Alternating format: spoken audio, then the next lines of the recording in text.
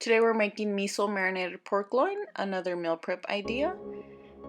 Go ahead and try and trim as much fat as you can off of your pork loin before you start thinly slicing it. And once you do, you just want to make sure you have bite-sized pieces like this. Just thinly slice it and set it aside. Now we're going to make our marinade, which is 1 tablespoon of miso paste. And we're going to add 1 teaspoon of ground ginger. I'm using powdered ground ginger because I didn't have any fresh. But if you have fresh on hand, go ahead and use that. I'm also going to use 1 teaspoon of honey. And we're going to add red pepper flakes to personal taste. If you like it spicier, go ahead and add more. If you like it not spicy at all, don't add any, but this is just to personal taste. Okay. And once you have all your ingredients in your bowl, you're going to go ahead and add a splash of water, about 1 to 3 tablespoons of water, and you're going to mix your ingredients to make a liquidy consistency,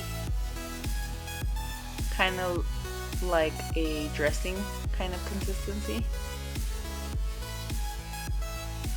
And once you have that, we're gonna go ahead and add our thinly sliced pork, and we're gonna let that marinate in the refrigerator for about 30 minutes.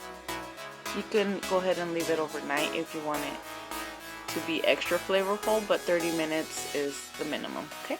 And as you saw, I only used about a pound of the pork that I had, and I just put the rest away so I can make it fresh each time.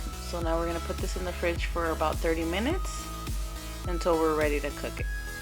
Okay. Or you can leave it overnight and it will get way more flavorful. And then just lightly spray your pan and go ahead and cook it thoroughly and enjoy. Don't forget to subscribe so you don't miss any of my upcoming videos.